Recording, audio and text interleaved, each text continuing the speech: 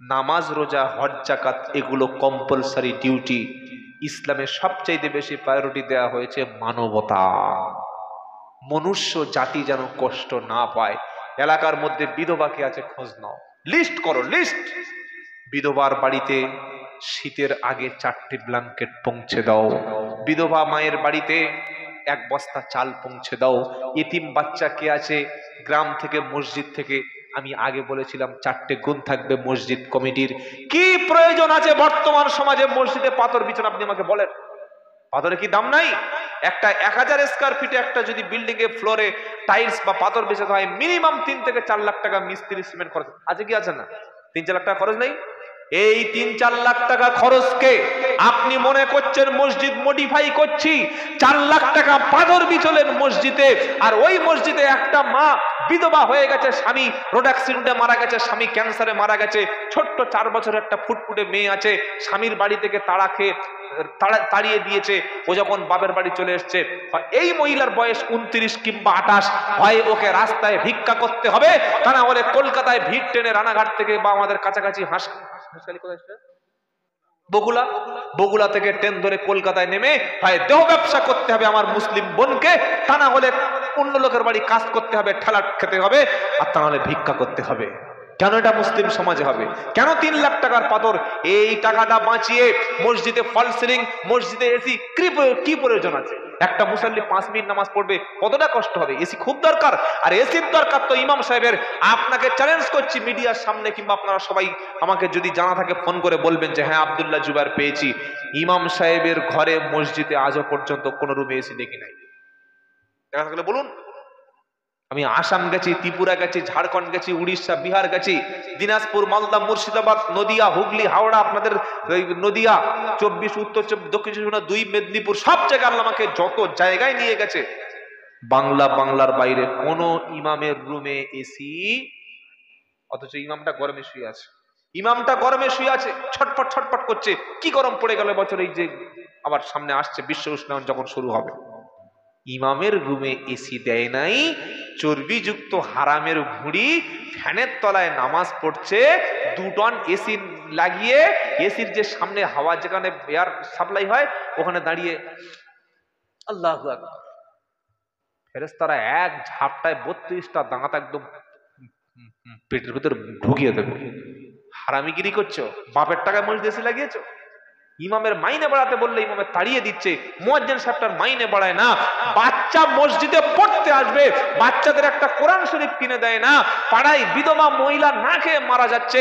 একটা ছেলে মাধ্যমিক পরীক্ষা দিয়ে সবচাইতে টপ র্যাঙ্কের পেয়েছে হাঁসখালি, ছেলেটা ধরুন নাম হচ্ছে আব্দুল্লাহ, ছেলেটার নাম হলো সালমান, তার বাপের স্বপ্ন আমার ছেলেটা ডাক্তার করাবো। আমরা মুসলিমরা যদি আমার এই ভাইকে সাপোর্ট না করি, তার স্বপ্ন ইঞ্জিনিয়ার হব, তার স্বপ্ন একটা বড় আইপিএস অফিসার হব, সে তো আমাদের সংখ্যালঘুদের সম্পদ। আমরা মসজিদের ওই টাকাটা অতিরিক্ত না করে যদি একটা ফান্ড করি, প্রত্যেকটা মসজিদে যদি 2 লাখ টাকা 3 লাখ টাকা ফান্ড থাকে, সেখানে জাকাতের টাকা, সেখানে গরিব মানুষ এই বড় লোকের দানের টাকা, সাদকার টাকা, একটা ফান্ড থাকবে, ফান্ডটা মসজিদে থাকবে। ওই ফান্ডের টাকা কি হবে? যখন কোনো মানুষ হঠাৎ ইনজুরি হয়ে যাবে, অসুস্থ হয়ে বিছানায় পড়ে যাবে, ভিক্ষা করা ছাড়া উপায় নেই, মসজিদ থেকে 10,000 টাকা তাকে ঋণ দিলাম, পারলে ভাই শোধ করে দিও, না হলে দান হিসেবে নিয়ে নিলাম। কি বুঝতে পারছেন না? একটা মানুষ বিয়ে দিতে পারছে না, এরকম মহিলা সমাজে আপনাদের এলাকায় আছে না নাই? সরকার কন্যাশ্রী, রূপশ্রী, তুমি ঘোড়ার ঠ্যাং জানো? কন্যাশ্রী 18 বছর বয়স হলে তবে দেবে, আর রূপশ্রীটা বিয়ের পরে ওই কনজুগাল স্বামী স্ত্রীর সার্টিফিকেটটা দিলে তারপরে ওটাকে শো করলে ওটা দিতে পারে না দিতে পারে। তো একটা বিয়েতে 3 লাখ 4 লাখ টাকা খরচ। এখন তো ছেলের বাপ মানে হাওর, কি গো, ছেলেকে এমনি বিয়ে দেবে? তাহলে এই গরিব মানুষের মেয়ের বিয়েতে আমরা মসজিদ দেখেছেন? কোন মসজিদ কমিটি গরিব মানুষের বিয়ে দিয়েছে? দেখেছেন? দেখেন না, দেবে না। একটা ছেলে পড়াশোনা শিখতে পারছে না, মসজিদ কমিটি দাঁড়াবে ছেলের পাশে, দাঁড়িয়েছে কোনোদিন? কোন মসজিদ কমিটি দাঁড়ায়?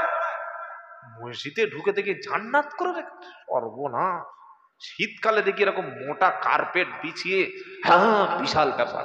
কোনো লাভ নাই। মসজিদ এলাকায় যদি মাতাল থাকে, মসজিদ এলাকায় যদি বেনামাজি থাকে, মসজিদ এলাকার মহল্লার মধ্যে যদি 1 জানুয়ারি ডিজে বক্স চলে, মসজিদ এলাকার মধ্যে যদি মহিলারা বেপর্দায় চলে, মসজিদ মহল্লার মধ্যে যদি বন্ধনের অফিসার এসে মেয়েদের কাছে সুদের কারবার করে চলে যায়, আল্লাহ ইমামকে কিয়ামতের দিন ধরার আগে পুরো কমিটির সিস্টেমকে সেদিন ধরে জাহান্নামে ফেলে দিয়ে বলবে, এই মসজিদ কমিটির সেক্রেটারি হয়েছিলে, তোমার মহল্লার মধ্যে এতগুলো অন্যায় হয়েছিল, তুমি প্রতিবাদ তো করোনি, এই হারাম বন্ধ করার জন্য তুমি কোনো সিদ্ধান্ত নাওনি, তাই প্রত্যেকটা মসজিদ কমিটিতে প্রয়োজন একটা ফান্ড। কি বললাম বুঝতে পেরেছেন? ওই ফান্ডে মিনিমাম 1 থেকে 1.5 লাখ 2 লাখ টাকা থাকবে। যে কোনো গরিব মানুষ অসুস্থ হলে চিকিৎসার জন্য, পড়াশোনার জন্য একটা লোক ঘর বাঁধতে পারছে না, এত গরিব, কেন সে ভিক্ষা করবে? লা ইলাহা ইল্লাল্লাহ ভিক্ষা দাও, লা ইলাহা ইল্লাল্লাহ ভিক্ষার কলেমা এটা, কেন ভিক্ষা করবে? আমরা মসজিদ থেকে তাকে 10 পিস এসবেস্টাস কিনে দিলাম, 2টো ত্রিপল কিনে দিলাম, সেই ব্যক্তি তো যখন এই মসজিদের সহায়তায় তার জীবন যাপন করবে, তার বাড়ির সব ফ্যামিলি মেম্বার মসজিদে আসবে কি আসবে না? আসবে কি আসবে না? কথাগুলো মনে রাখবেন, হয়তো আপনাদের শুনতে কষ্ট হচ্ছে। এই উন্নত মানের চিন্তা ভাবনা আমাদের করার দরকার। হ্যাঁ, একটা ছেলে সে কম্পিউটার কোর্স ডিপ্লোমা করেছে, কম্পিউটার কোর্স কমপ্লিট করেছে, এখন সে পুরো অসহায়, তাকে মসজিদ কমিটি টাকা দিয়ে যদি একটা কম্পিউটার কিনে দেওয়া যায়, অনলাইনের একটা কাজ যদি করে, সে মাসে 20-30 হাজার টাকা ইনকাম করতে পারবে, এলাকার কাজগুলো সে সহজে অনেক কম পয়সা করে দিতে পারলো। একটা ছেলে একটা কাজ পেল, তার জীবিকা নির্বাহ হয়ে গেল, ওই ছেলেটা কোনোদিন বেনামাজি আর হবে? মসজিদে আসবেই। কেন আসবে? সে জানে মসজিদ কমিটি আমার পাশে দাঁড়িয়েছে, আমি আমার মসজিদের সঙ্গে যুক্ত থাকবো। থাকবে কি থাকবে না? শুধু নামে মসজিদ 30-40 লাখ টাকা খরচ করেছে, আজান হয়ে গেলে 4 জন 5 জন 6 জন লোক নামাজ পড়ে, আর ঈদের সময় একবার সেক্রেটারি উঠে ভাষণ দেয়, ভাইরা এবছর আমাদের ঈদে সারা বছর কালেকশন করে 19,25,672 টাকা 76 পয়সা রহি আছে। লজ্জা শরম তোমার নাই? এই টাকাগুলো তুমি জমিয়ে রেখেছো আর ইমামের মাইনে দিচ্ছ না। হয়তো অনেকে ভাবছেন যে খুব তো উল্টো পাল্টা বলছে, আল্লাহ সত্যটা বোঝার তৌফিক দিক। সকলে বলুন আমিন। বাবাজিরা, আল্লাহরা, ভাইরা, জ্ঞানীজনেরা, সুধী মানুষেরা, আমাদের সজাগ এবং সাবধান হতে হবে। আমাদের ওই আপডেট চিন্তা ভাবনা মাথায় আনতে হবে, সেকালে ধ্যান ধারণা নিয়ে আর বসে থাকলে চলবে না। তাই আমি বলেছি, আমি এই ভাইকে বলছিলাম, ভাইও বলেছিল, খুব সজাগ মানুষ আপনারা, অনেক সজাগ কনসাস আছেন, যে জলসার সিস্টেমটা আমি যদি না আমরা পাল্টে দিতে পারি, আমাদের পরবর্তী প্রজন্ম এই জলসার উদ্দেশ্য করে দেখবেন প্রকাশ্য তখন মদের দোকান দেবে আর প্রকাশ্য জেনা হবে। এখন তো জেনা হচ্ছে, এখন জলসা জেনা হয়। একটা ছেলে একটা মেয়ের হাত ধরে নিয়ে যাচ্ছে, কি করতে যাচ্ছে? তাহাজ্জুদে নামাজ পড়াতে যাচ্ছে। হ্যাঁ, একটা ছেলে একটা মেয়ের নিয়ে ফোন নাম্বার নিচ্ছে, কেন? ওর আত্মায়াত শিক্ষা দেবে বলে? আমরা বুঝি না, এগুলো জেনা। তাহলে সিস্টেম কি? সিস্টেম হলো আসর থেকে প্রয়োজনে জোহর থেকে বক্তব্য শুরু হোক, এশার নামাজের পরে যিনি প্রধান বক্তা, যাকে আমরা ইনভাইট করব, এশার পরে তিনি বক্তব্য শুরু করবেন। খুব বড় জোর 10টা বেজে গেল, আলোচনা শেষ হয়ে গেল, নামাজ হয়ে গেল, ব্যাস দোয়া শেষ, বাড়িতে গিয়ে শুয়ে পড়বে, ফজর প্রত্যেকে পড়বে। এখন এই যা টাইম, আমি নিজে ফজর পড়তে পারবো কিনা আমার সন্দেহ। বাড়ি যেতে তো আমার সকালে নামাজটা পড়বো কোথায়? সব জায়গায় উজুর পানি থাকে, আর উজু যদি করে থাকি, নামাজ আপনি সব জায়গায় রাস্তাঘাটে সব জায়গায় মসজিদ কোথায় পাবেন? সে কোথায় মসজিদ আছে খুঁজে খুঁজে এখন চিরুনি তল্লাশি করে মসজিদ পেতে হবে। কত সমস্যা বলুন তো দেখি। আর আপনারা এখন এই পরিস্থিতি এখন কি করবেন সেটা আপনাদের ব্যাপার। এই চিন্তা ভাবনাগুলো মাথা থেকে সরিয়ে আগামী বছর যখন অনুষ্ঠানটা দেবেন, যদি রাত্রেবেলা করেন অন্তত 12টার 1 মিনিট উপরে যাওয়া যাবে, 1 মিনিট। এতে উম্মতের কোনো লাভ নাই, জাতির কোনো লাভ নাই। কেন লাভ নাই? মানুষের শোনার একটা ধৈর্য থাকে। আপনারা অধিকাংশ মানুষ মাগরিব থেকে বসে আছেন, আপনারা অনেক মানুষ রাত 8টা থেকে বসে আছেন। 8, 9, 10, 11, 12, 1টা, 2টো, 3টে, 7 ঘন্টা কত ভালো কথাগুলো মাথায় রাখবে? সম্ভব না। এই জন্য সিস্টেম চেঞ্জ করে, আমার এই ভাই বলছিলেন, ভাই নামটা কি যেন ভুলে গেল, হ্যাঁ হ্যাঁ, আমার এই কমিটির যিনি আমাকে কথা বলেছেন, অনেক কষ্ট করেছেন আমাকে আনার জন্য, উনি আমার সঙ্গে আলোচনা করছিলেন। আমরা সিস্টেম, আপনার কি একমত? কি সিস্টেম পাল্টাতে হবে না? সিস্টেম পাল্টাতে আমরা চেষ্টা করলে অনেক কিছু করতে পারি। আমরা চেষ্টা করলে আমরা অনুষ্ঠানকে আরো উন্নত মানের করতে পারি। এই জলসার উদ্দেশ্য করে কিছু শীত বস্ত্র বিতরণ করলাম, কি এখানে ব্লাড ডোনেশন ক্যাম্প হলো, কিছু এতিম বাচ্চাকে আমরা খাবার প্রদান করলাম, অথবা জলসার উদ্দেশ্য করে একটা অ্যাম্বুলেন্স প্রদান করলাম। এগুলো করতে পারি না? পারি কি পারি না? ইচ্ছা করলে পারি। আরে খ্রিস্টানরা আমেরিকা থেকে প্রত্যেক মহল্লায় মহল্লায় তারা খ্রিস্টানি হসপিটাল ডাক্তার করছে না, করে না? ফ্রিতে হসপিটাল, খ্রিস্টান সংস্থার হসপিটাল করছে, ফ্রিতে চিকিৎসা দিচ্ছে, অথচ মুসলমানদের জাকাতের টাকা 2.5% খরচ, সেই মুসলমানের জাকাতের টাকা দিচ্ছে না। মুসলমানরা জাকাত দিলে মুসলমান মহল্লায় একটা মানুষ কোনোদিন অসুস্থ থাকার কথা নয়, একটা মানুষ কোনোদিন ক্ষুধার জ্বালায় মরে যাওয়ার কথা নয়। আমরা আমাদের ধর্মটাই পালন করি না। অথচ মানুষ যখন জাহান্নামে যাবে তাদের জিজ্ঞাসা করবে, কেন এসেছো বলো। পারা নাম্বার 29, পৃষ্ঠা নাম্বার 17, লাইন নাম্বার 13, আয়াত নাম্বার 42, সূরার নাম মুদ্দাসির। জান্নাতি আমরা যাব ইনশাআল্লাহ। জান্নাত থেকে বসে বসে যখন জাহান্নামীদের জিজ্ঞাসা করব, কি জানেন? ফি জান্নাতিন ইয়াতাসাআলুনা আনিল মুজরিমিন মা সালাকাকুম ফি সাকার ক্বালু লাম নাকু মিনাল মুসাল্লিন ওয়া লাম নাকু নুতঈমুল মিসকিন ওয়া কুন্না নাকুদু মাআল খাইদিন ওয়া কুন্না নুকাদ্দিবু বিয়াউমিদ্দিন হাত্তা আতানাল ইয়াকিন ফামা তানফাউহুম শাফাআতু শাফিঈন। সত্যি বলতে আপনাদের খুব কষ্ট হচ্ছে, বিশ্বাস করুন। যদি এরকম সব ছেলেগুলো ইয়াং ছেলেগুলো হতো, অত কষ্ট হতো না। কি বয়স্ক লোকগুলো দেখবো কি অবস্থা বলে করবো না। হ্যাঁ না, আমি বলবো আমার অসুবিধা নেই, মানে আপনাদের মুখগুলো দেখে কষ্ট হয়।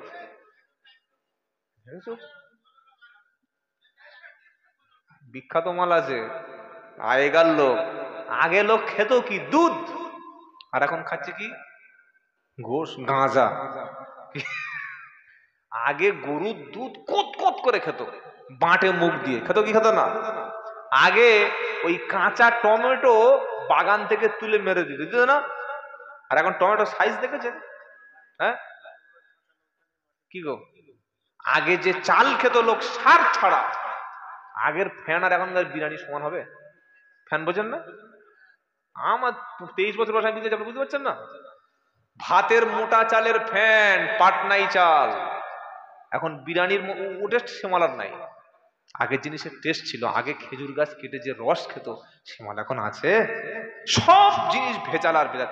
ওষুধ খাচ্ছে, সব ডুপ্লিকেট। হচ্ছে কি হয় না? খালি মদটা আর ডাবের পানিটা এখন অরিজিনাল আছে, সব ভেজাল। কি বলছি বুঝতে পারছেন না? তোমাদের শরীরে আর কিচ্ছু নেই, পুরো শরীরটা দেখছেন এটা একদম বাইরের ডিসপ্লে, ভিতরটা পুরো ফাঁপা। আল্লাহওয়ালা ভাইয়েরা, জ্ঞানী জনেরা, এই শরীরের সুস্থতা হচ্ছে একটা বড় নিয়ামত। তাহলে জাহান্নামে যখন মানুষ যাবে তাদের প্রশ্ন করা হবে, কেন এলে? চলে এসছেন? অসুবিধা নেই, আমি আমার টাইম মতো বলে দেবো, ঠিক আছে। তো জাহান্নামীদেরকে জিজ্ঞাসা করা হবে, ভাই তোরা কেন এলি, তোদের দুঃখটা কি বল? টাকা ছিল না, পয়সা ছিল না, ঘর ছিল না, বাড়ি ছিল না, না জমি ছিল না? জাহান্নামীরা উত্তর দেবে 4টি, জোরে বলুন কটি? 4টি। প্রথম কি? ক্বালু লাম নাকু মিনাল মুসাল্লিন। টাকা ছিল, পয়সা ছিল, জমি ছিল, জায়গা ছিল, স্ট্যাটাসের অভাব কিন্তু ছিল না। খালি নামাজ না পড়লে বাবু বেঁচে যেতাম, নামাজও আমারও ছিল না। সব ছিল। আজ মুসলমানের যে কোনো বাড়িতে দেখেন, টাকা আছে, পয়সা আছে, জমি আছে, সম্পদ আছে, ঘরের মধ্যে আল্লাহ আলমারি, ড্রেসিং টেবিল, ডাইনিং টেবিল সবকিছু পাবেন, কিন্তু নামাজি খুঁজে পাওয়া যাবে না। এই কথা কিয়ামতের দিন বলবে। টাকা ছিল, পয়সা ছিল, জমির অভাব ছিল না, সব থাকার পরে আমি নামাজ কিন্তু পড়তাম না। সকলে নামাজ পড়বো ইনশাআল্লাহ, ইনশাআল্লাহ, ইনশাআল্লাহ বলি। 2 নম্বর কি? কোরআন বলছে ওয়ালাম নাকু নুতঈমুল মিসকিন, মিসকিনদেরকে খাদ্য খেতে দিতাম না। প্রচুর লোক আছে গো, পাশের লোকের তরকারি দেয় না, আছে না নাই? শাশুড়ি বৌমার সঙ্গে ঝগড়া হয়েছে, বৌমা রাত 8টার সময় মুরগি জবাই করে হাঁড়ির ভিতরে দিয়ে গুছিয়ে খেয়ে নিয়েছে, শাশুড়িকে তরকারি দেয় নাই। স্বামী রাত 11টার সময় ফিরে এসে বলছে, হ্যাঁ রে মুস্কান, এ মরিয়াম, আমার মাকে কি তরকারি দিয়েছিস? আমার মায়ের গোশের তরকারি দিয়েছিস? বললে তোমার মা শরীর খারাপ, একটু মুরগিতে হাত দেয়নি, আজকে শরীর খারাপ, গোশ খাইনি। বুঝতে বলেন কি করলাম? মানুষকে খাদ্য খেতে না দিলে জাহান্নামে যেতে হবে। নবী যেদিন মদিনায় গেল, সর্বপ্রথম মদিনায় গিয়ে নবী একটা বক্তব্য করলেন, ওয়াজ করলেন, নসিহত করলেন। সাহাবারা ভাবলেন নবী মনে হয় অনেক বড় বড় জান্নাত জাহান্নামের কথা বলবেন। আল্লাহর নবী মদিনায় যাওয়ার পরে প্রথম যে নসিহতটা করেছিলেন সেটা তেমন বড় বিষয় নয়, বিষয় দুটো ছোট কিন্তু নেকি অনেক বেশি। নবী মদিনায় যাওয়ার পরে দুটি কথা বললেন। এক নম্বর হলো বেশি বেশি সালামের প্রচলন করো, আর ক্ষুধার্তকে খাদ্য দাও। বলুন না সুবহানাল্লাহ। ক্ষুধার্তকে খাদ্য দাও আর বেশি বেশি সালাম দাও। ভাইকে সালাম দিন, বোনকে সালাম দিন, আব্বাকে সালাম দিন। আজ থেকে বাড়িতে গিয়ে বিবিকে ঘরে প্রবেশের সময় বলবেন, আসসালামু আলাইকুম বিবি জান। বলবো ইনশাআল্লাহ। ভালোবাসা, স্ত্রীর পর্দা, আত্মীয় স্বজনের সঙ্গে ভালো ব্যবহার। ও 40 বছরে মরলে সে জান্নাতে যায়। বলুন সুবহানাল্লাহ। বললে ঈমান আনলে ভালো কাজ করলে জান্নাত, আপনি দলিল দেন। পারা নাম্বার 30, সূরার নাম বাইয়িনা। আল্লাহ বলছেন শোনো, ইন্নাল্লাযীনা আমানু ওয়া আমিলুস সলিহাতি উলাইকা হুম খায়রুল বারিয়া। নিশ্চয়ই ঈমান এনেছে যারা, ঈমান আনার পরে ভালো কাজ করেছে যারা, ওরাই হলো সৃষ্টির মধ্যে সেরা। জোরে বলবেন না সুবহানাল্লাহ। এখন বলার দরকার নেই, সকালবেলা একবার ঘুম থেকে উঠে বলবেন। জোরে বলুন না সুবহানাল্লাহ। কে সেরা? যে ঈমান এনেছে, ঈমান আনার পরে ভালো কাজ করেছে, আর আল্লাহ বলছেন ওরাই হলো সেরা। ওদের পুরস্কারটা কি?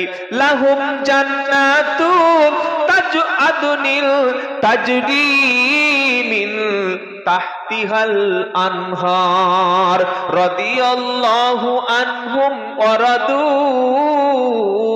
আনহু। ঈমানদারদের সম্পর্কে আল্লাহ বলছে রাদিয়াল্লাহু আনহুম ওয়া রাদু আনহু। ঈমান আনার পরে ভালো কাজ করবে যারা, আল্লাহ তাদের উপর রাজি, আর তারা হলো আল্লাহর উপর রাজি। এ বাবাজি, আল্লাহর সিদ্ধান্তে রাজি। আল্লাহর সিদ্ধান্তে রাজি আছি ইনশাআল্লাহ। বলেন। প্রচন্ড 5 বিঘে জমি চাষ করলো, আলু সবে পুঁতে দিয়েছে, হঠাৎ বৃষ্টি ঝপঝপ করে 3 ঘন্টা বৃষ্টিতে 1 ফুট করে জমিতে পানি বেঁধে গেছে। বাড়িতে এসে পার উপরে পা তুলে বিড়ি খাচ্ছে আর বলছে আল্লাহ কাজটা ঠিক করলো। আল্লাহ এই সময় পানি দিয়ে ঠিক করেছে।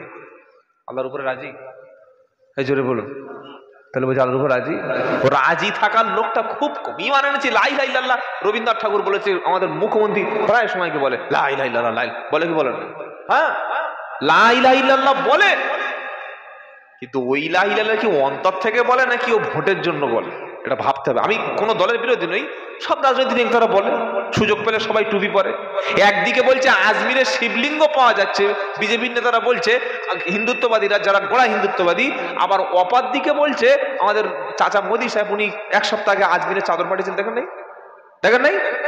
মানে সব চলে। রাজনীতিদের কাছে ওদের মা, খালা, চাচি সব সমান, কোনো লাইসেন্স নাই। যাই হোক বাবা, এত রাত্রে অনেক ভিতরে চলে এসছে, সব বলবো না। আবার হাঁসখালির লোক আবার খুব ভালো লোক, কি বুঝলেন, 12 হতে দেবে না শেষে হয়তো। বাবাজিরা, আল্লাহ ভাইরা, বেঁচে থেকে 100-200 বছরের কোনো ব্যাপার নয়। আমি আল্লাহকে রাজি করতে পারলাম কিনা এটা আমাকে দেখতে হবে। আল্লাহর প্রত্যেকটা সিদ্ধান্ত যদি মাথা পেতে মেনে নিতে পারি তবে আমি আল্লাহর উপরে রাজি। বিয়ে করলাম, স্বামী বলছে রব্বানা আমাকে একটা সুন্দর ছেলে দাও, স্ত্রী বলছে রব্বানা আমাদের ঘরে একটা সন্তান দান করো। বিয়ের 3 বছর পর্যন্ত বাচ্চা হলো না।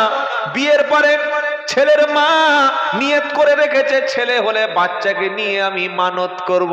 কোথায়? বললে বন বিবির মন্দিরে।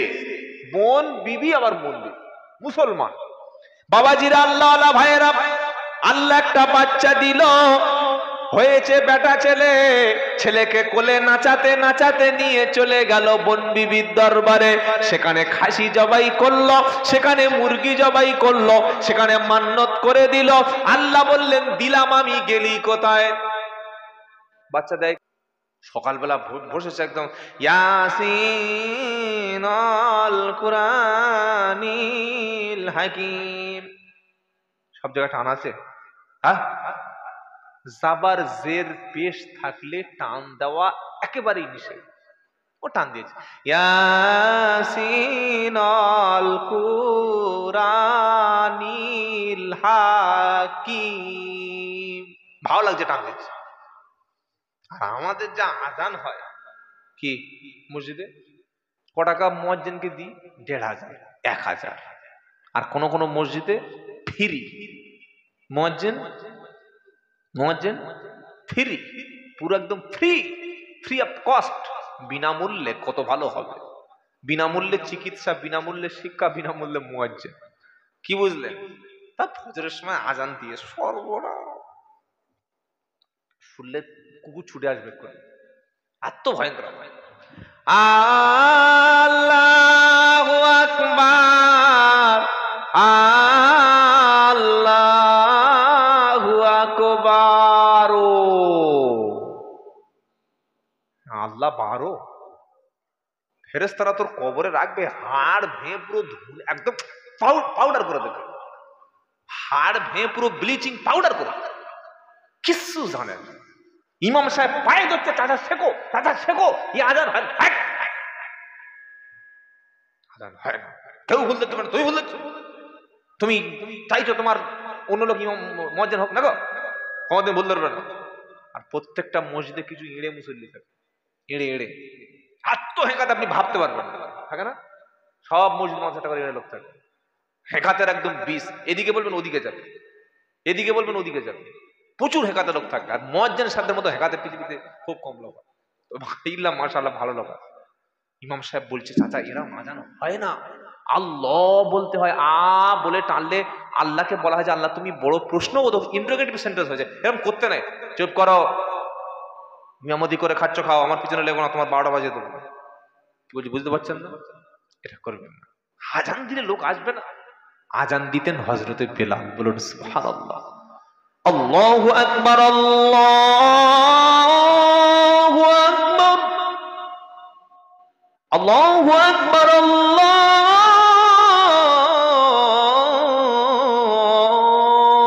আকবার। তোর গলা ভালো নি বাবা, ছোট করে দে। ও আত টান দিয়েছে হাঁসখালি আর ছেড়েছে রানাঘাট। কোথায় কি বাম পাত দেখে, বাম পাত দেখা পেয়েছিস? বললে না, চোখ বুঝিয়ে গাড়ি চালাচ্ছে, বাঁচবে কি গো? টান দিলে নামাজ ক্যান্সেল, টান দিলে আজান ক্যান্সেল, তাকবীর ক্যান্সেল। আবার বার আজান ক্যান্সেল, নামাজ ক্যান্সেল। অনেক লোক ওই সাথে যাওয়ার সময় আল্লাহু আকবার হয়ে গেল, এই চলে গেল, শেষ হয়ে গেল। হবে না, অত সহজ নয় বাবু। এই জন্য ইমাম সাহেবের কাছে, আলেমদের কাছে একটু বসে আরবি ঠিক করতে হয়। তারপরে ধরেছে আদু আল্লাহ ইলাহা ইল্লাল্লাহ,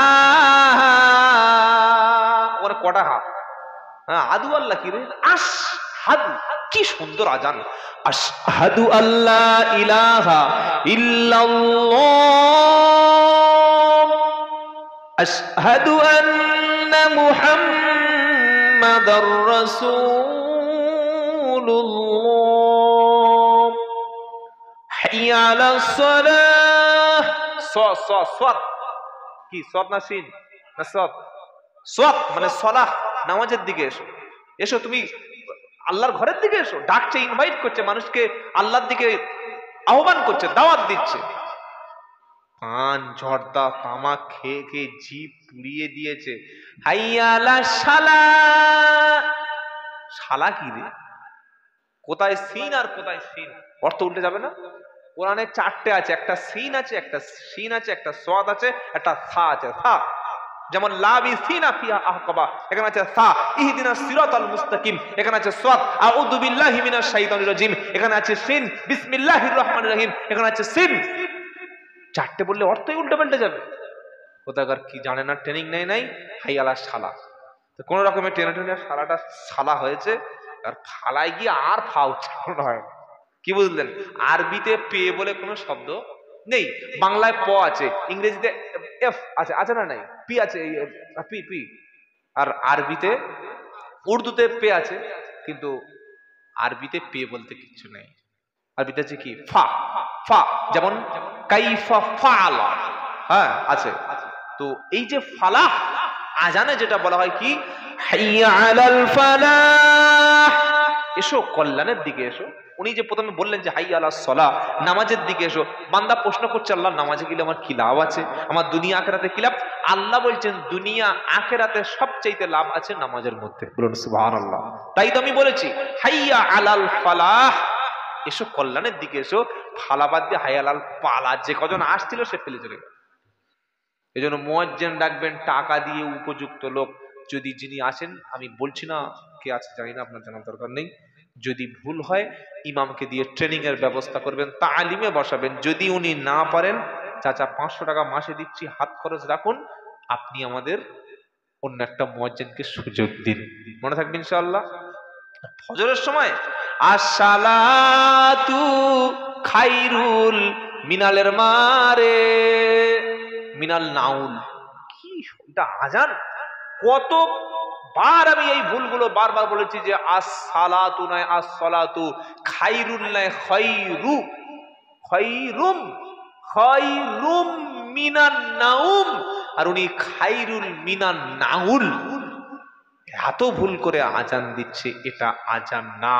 আজানটা হবে হযরত বেলাল রাদিয়াল্লাহু তাআলার মতো আন্তরিকতার সঙ্গে। কারণ কোন মুসলমান যদি 12 বছর আল্লাহর সন্তুষ্টির জন্য আজান দেয়, আল্লাহ তাআলা কিয়ামতের দিন এই রকম মুয়াজ্জিনকে তিনি জান্নাত দিয়ে দেবে। জোরে বলুন সুবহানাল্লাহ। আজান দেওয়া একটা সওয়াবের কাজ, কি কাজ না? নবী বললেন নামাজের প্রথম কাতারে বসার সওয়াব আর আজান দেওয়ার সওয়াব নেকি, এটা কতটা বেশি হতে পারে মানুষ যদি জানতো, তাহলে প্রত্যেকে লটারি শুরু করত, কে মসজিদে সামনে কাতারে বসবে আর কে আজান দেবে। জোরে বলুন সুবহানাল্লাহ। ভালো মানুষ আজান, আমাদের ইয়ং ছেলেদের ট্রেনিং দিয়ে দেবে। এই যে সব ছেলেরা কমিটির বুকে ব্যস্ত করে ঘুরছিল, আমাদের জলসা কমিটির ছেলেরা আছে, বললাম আমি একজন আজান দেবো শুক্রবার, একজন শনিবার, অসুবিধা হবে না। কি বলছি বুঝতে পারছেন না? যদি টাকা না থাকে তো বাবা ইয়ং ছেলেরা ঠিক হয়ে যাও, তা নাহলে ভালো একটা মুয়াজ্জিন রাখো, আজান দেবে। আর ইমাম মসজিদে যিনি আছেন, ইমামকে দিয়ে কাজ করিয়ে নেবেন।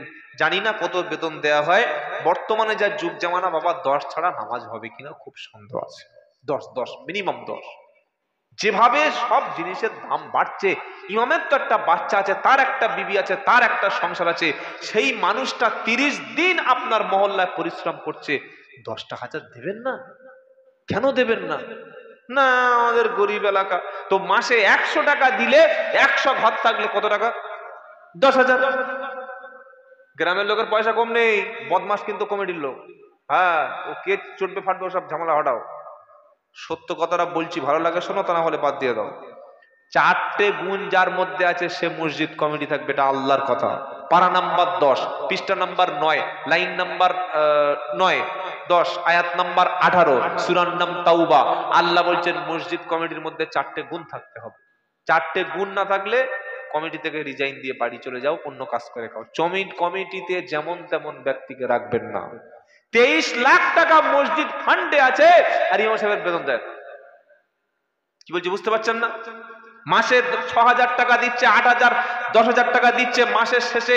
ইমাম সাহেব বলছে, বাবা 4 দিন বাকি আছে, আজকে 26-30 তারিখে মাইনে দেবেন, আমার মেয়েটা আজকে সকালে ডাক্তারখানায় ভর্তি করে হচ্ছে, কিছু 1,000-5,000 টাকা দিন। বললে, না হুজুর, আমাদের এখন টাকা হাতে নাই, দেখতে পাচ্ছেন আমার বাথরুমে টাইলস লাগাচ্ছি। কত বড় ছুঁচো মসজিদ কমিটি, ছুঁচো, ছুঁচো বোঝেন না? ছুঁচো মসজিদের বাথরুমে টাইলস লাগাচ্ছে, আর ইমামের টাকাটা 4 দিন আগে চেয়েছে, টাকা দেয়। কত বদমাস। বলে, হুজুর মসজিদ কমিটি কে কে থাকবে একটু বলে দিন। ওলামারা আছে, তাহলে হিসাবটা একটু মিল করে নিন। ইন্নামা ইয়ামুরু মাসাজিদাল্লাহি মান আমানা বিল্লাহি ওয়াল ইয়াউমিল আখির ওয়া আকামাস সালাতা ওয়া আতাজ যাকাতা ওয়া লাম ইয়াখশা ইল্লাল্লাহ। এই আয়াতটা ইমাম জানে, আলেমরা জানে, কিন্তু জুমার দিন বললে তার চাকরি নিয়ে ঝামেলা। আমি বলতে এসেছি, সত্য কথাটা শুনিয়ে দিচ্ছি, শুনে নেন, ঝামেলা হবে না। কোরআন বলছে 4টে কোয়ালিটি থাকলে তবে মসজিদ কমিটিতে জায়গা পাবে। প্রথম শর্ত হলো মান আমানা বিল্লাহি ওয়াল ইয়াউমিল আখির। প্রথম গুণ থাকবে তার, খাঁটি ইমানদার হবে। লটারির টিকিট কাটা ব্যক্তি, সুদের বড় অফিসার, LIC, বন্ধন চালায়, জমির ডাকাতি করে, জমির দালালি করে, কিংবা বড় পকেট মার সাইজের লোক, সুদের টাকা, ঘুষের টাকা, জালিম লোক, হারামখোর লোক, 5 ওয়াক্ত নামাজ ঠিক মতো জানে না, এমন ব্যক্তি মসজিদের সেক্রেটারি, সভাপতি। আল্লাহ বলছে থাকবে না। জিজ্ঞাসা করলে আল্লাহর জিজ্ঞাসা করুন যে আল্লাহ কেন বলেছেন, কি বুঝলেন? প্রথম শর্ত হলো ইমানদার। ইমানদার ব্যক্তি থাকতে হবে। সুদের টাকা যে খায় ওই ইমানদার, যে সুদ খায় সে কখনো ইমানদার না। ইমানদার হলে কখনো সুদের মাল হাত দিয়ে তুলতে পারে না। আল্লাহ বলছেন সুদ করে তো ইমানের ধারে কাছে যায় না। মসজিদ কমিটিতে প্রথম থাকবে ঈমানওয়ালা, দ্বিতীয় থাকবে কে? ওয়াকামাস সালাত, নামাজ কায়েমকারী ব্যক্তি, নামাজি ব্যক্তি। ও শুধু জুমার দিনে আসে পয়সা গুনতে কত কোটোয় পড়েছে, আর যে টাকাটা পড়েছে পকেটে নিয়ে মাল ঝেপেছে। বছরের শেষে বললে হিসাব দাও, বললে আগের ক্যাশিয়ারের খাতা দাও। কত রকমের শয়তান যে পৃথিবীতে আছে, মাথা হ্যাং হয়ে যাবে শুনলে। তুই বাবা 2024 থেকে 25 পর্যন্ত হিসাবটা দে। লোক পয়সা দিয়ে হিসাব চাইবে না? ওটা তো জনগণের সম্পদ, আল্লাহর সম্পদ। হিসাব দাও, এই আগের ক্যাশিয়ারের খাতাটা দাও। কি বড় বদমাশ বুঝতে পারছেন?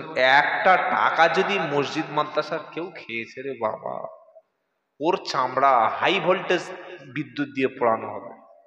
ও সাবধান, সাবধান হয়ে যাও। দ্বিতীয় শর্ত বলেছি, কমিটির লোক নামাজি হবে। বর্তমান অধিকাংশ মসজিদ কমিটির লোক নামাজ জামাত কটায় জানে না। যদি বলি ভাই মসজিদ কমিটির ক্যাশিয়ার আজকের ফজরের জামাত কটায়, বলে দাঁড়া ইমাম সাহেবের ফোন করি। তোমার মসজিদে গেছে? মসজিদে গেছে? আসরের নামাজ কটা, বললে জানি না রে বেটা, ও কিছু জানে না। 3 নম্বর শর্ত হলো ওয়াতাজ যাকাত, যাকাত কায়েমকারী ব্যক্তি হবে, যাকাত দেনেওয়ালা পার্টি হবে, মাল নেবে না দেবে। 3 নম্বর। 4 নম্বর কোরআনের কথা, ওয়ালাম ইয়াখশা ইল্লাল্লাহ, আল্লাহ ছাড়া মসজিদ কমিটি কাউকে কখনো ডরায় না। ইমামকে বলে দেবে, ইমাম কে সুদখোর, কে ঘুষখোর, কে বেনামাজি, কে খুনি, ও সব দেখার দরকার নাই। জুমার দিনে বয়ান হবে কোরআন হাদিস থেকে ফটাফট, ঝাঁটাঝাট। মনে থাকবে, মনে থাকবে। কি হবে বেঁচে থেকে, কি হবে বেঁচে থেকে, অযথা বিদ্যা শিখে যদি না গড়তে পারি শোষণবিহীন সমাজটাকে। কি হবে বেঁচে থেকে, কি হবে বেঁচে থেকে, অযথা বিদ্যা শিখে যদি না গড়তে পারি শোষণবিহীন সমাজটাকে। কি হবে ইমাম হয়ে সমাজেতে নামাজ পড়িয়ে হক কথাটা যদি না বলতে পারি জুমার দিনে মেম্বারেতে, ঠিক কিনা? কি হবে ইমাম হয়ে সমাজেতে জুমার দিনে হক কথাটা যদি বলতে না পারি মেম্বারেতে। চাকরির ভয় করো যদি, চাকরির ভয় করো যদি, ছেড়ে দাও ওই না গদি, চাকরির ভয় করো যদি, ছেড়ে দাও ওই না গদি। কি হবে আল্লাহ রসুলকে ধোকা দিয়ে, কি হবে আল্লাহকে ধোকা দিয়ে, কি হবে বেঁচে থেকে, কি হবে বেঁচে থেকে। অযথা বিদ্যা শিখে যদি না গড়তে পারি শোষণবিহীন সমাজটাকে, কি হবে ছাত্র হয়ে সার্টিফিকেট চুমু খেয়ে, কি হবে ছাত্র হয়ে সনদখানা চুমু খেয়ে। বিশ্ববিদ্যালয়টা যদি হয় প্রতি তাদের আড্ডাখানা, ওর চেয়ে মরাই ভালো, দেশ ছেড়ে যাওয়াই ভালো। কি হবে ধোকা দিয়ে বিবেকটাকে, কি হবে বেঁচে থেকে। অযথা বিদ্যা শিখে যদি না গড়তে পারি শোষণবিহীন সমাজটাকে, কি হবে মুসলমান হয়ে নামটা নিয়ে যদি ফিলিস্তিনটা যায় ইহুদিদের হাতে শেষ হয়ে। ঠিক কিনা? আর 200 কোটি মুসলমান একটা রাষ্ট্র শেষ হয়ে গেল, কেউ কোনো কথা বলছে না। বড় কষ্ট লাগে। যাদের পাশে মিশর, মিশরে অসংখ্য নবী এবং রসুল এসছে। মুসা নবীর কবর তো মিশরে। কি গো বাবা জানেন না? নবী ইউসুফ, নবী ইয়াকুব, প্রচুর নবী, বনী ইসরাইলের মধ্যে অনেক নবী এসছেন যারা মিশরেই জন্ম, মিশরেই মৃত্যু। সেই মিশরের একটা, এই যেমন আপনাদের এখানে যে বর্ডার আছে, বর্ডার কি বর্ডার এটা? গেদে, গেদে। ওখানে কি মানুষ যাওয়া আসা করে? মালটাল যায়, যায়। তো মিশরে ওরকম একটা বর্ডার আছে, ওই বর্ডার নাম হচ্ছে রাফা ক্রসিং। কি বললাম? রাফা, রাফা বর্ডার। ওই বর্ডারটা যদি মিশর খুলে দেয়, তাহলে বিশ্বের মুসলমানরা বা যে সমস্ত ওই বিভিন্ন এনজিও সংস্থা ফিলিস্তিনদের জন্য খাবার, ওষুধ, পানি, জল, বিভিন্ন মেডিকেল যেগুলো পাঠাচ্ছে, ওষুধগুলো পাঠাচ্ছে, ওই রাফা বর্ডার থেকে, মিশর থেকে গাজা বা ফিলিস্তিনে আসার একটা রাস্তা, একটা রাস্তা আছে। এত বড় নেমক হারাম, এত বড় বেঈমান, হাজার হাজার গাড়ি দাঁড়িয়ে আছে, ত্রাণবাহী ট্রাক, রাফা ক্রসিং খুলছে না। অবরুদ্ধ গাজা, কোন জায়গায়। একদিকে আছে ইসরায়েল, 3 দিকে ঘিরে রেখেছে, একদিকে মিশর আর একদিকে রয়েছে জর্ডন। চিন্তা করতে পারছেন? ভাবতে পারছেন? আল্লাহকে মুসলমানদেরকে আমাদের জিজ্ঞাসা করবে না? ছোট্ট ছোট্ট বাচ্চাগুলো, ফুলের মতো চেহারা, কাপড়ের কাপড় শেষ হয়ে গেছে ফিলিস্তিন, আপনি অবাক হয়ে যাবে। কাপড়ের কাপড় নাই সেখানে, মানুষ চাদর মুড়ি দিয়ে, ব্ল্যাঙ্কেট দিয়ে কিংবা লেপ কম্বল দিয়ে যাই মারা যাচ্ছে, ওই অবস্থা দাফন করে দিচ্ছে। আমাদের বাড়ির মেয়েরা রাত্রেবেলা ঘুমানোর সময় শাড়ি বা অন্যান্য কাপড়গুলো যেগুলো প্রয়োজন পরে বাদ বাকি রেখে দেয়। দেখি দেয় না? আপনার স্ত্রী, আমার স্ত্রী কোনোদিন বোরকা পরে ঘুমায় দেখেছেন? বোরকা পরে ঘুমায় না। কিন্তু ফিলিস্তিনের মহিলারা, রাফা গাজার মহিলারা রাত্রেবেলা ঘুমানোর সময় কালেমা শাহাদাত পড়ে তারা বোরকা পরে ঘুমায়। তারা জানে যে কোনো মুহূর্তে আমাদের উপর থেকে ইসরায়েল বোম্বিং করবে, যে কোনো মুহূর্ত থেকে দখলদারিরা শেষ করে দেবে। আমি যদি অবস্থায় চাপা পড়ে যাই আর সকালবেলা ক্রেন দিয়ে, জেসিবি দিয়ে, বুলডোজার দিয়ে বিল্ডিং যদি ভেদ করে আমার দেহটা যদি তোলা হবে, লাশটা যদি আমার দেহে কাপড় না থাকে, আল্লাহর সামনে কি মুখ দেখাবো? তাই নিকাব পরে, হিজাব পরে তারা ঘুমায়। বলুন আল্লাহু আকবার। এই তাদের ঈমান। আমরা মুসলমানরা অভ্যস্ত হয়ে গেছি। তাই বলছি যুবক বন্ধু, এত সুন্দর একটা অনুষ্ঠান করেছে।